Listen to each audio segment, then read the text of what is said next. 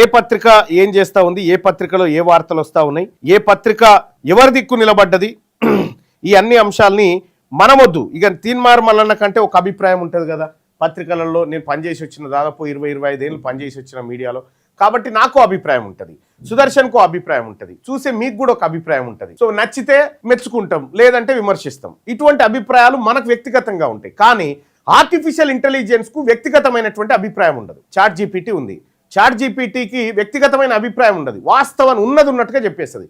అందుకోసమే తెలంగాణ రాజ్యాధికార పార్టీకి ఆర్టిఫిషియల్ ఇంటెలిజెన్స్ను అధికార ప్రతినిధిగా పెట్టినామన్నట్టు, ఉన్నది ఉన్నట్టుగా చెప్పాలనేటువంటి విషయంతో. ఇక్కడ ఇంకొకటి మనం గుర్తుంచుకోవాల్సినటువంటి విషయం ఏంటంటే, ఈ చాట్ జీపీటీకి నేనేం చేస్తా అంటే పొద్దున్నే అన్ని పేపర్లు చాట్ జీపీటీకి ఇచ్చేస్తా, పీడిఎఫ్లు ఇచ్చేసి ఈ పేపర్లను విశ్లేషించు అని చెప్పి చెప్తా. ఈ పేపర్లలో వచ్చినటువంటి వార్తలు నిజాయితీగా ఉన్నాయా, బయాస్డ్గా ఉన్నాయా, ఎవరికన్నా కొమ్ము కాస్తా ఉన్నాయా, ఇందులో సామాజిక న్యాయ కోణం ఎంత ఉంది, ఈ అన్ని అంశాలను దానికి ఇయ్యంగానే అది మొత్తం రెడీ చేస్తుంది.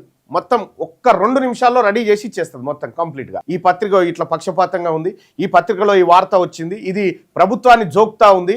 సో ఇట్లా రకరకాలుగా వస్తూ ఉంటారు.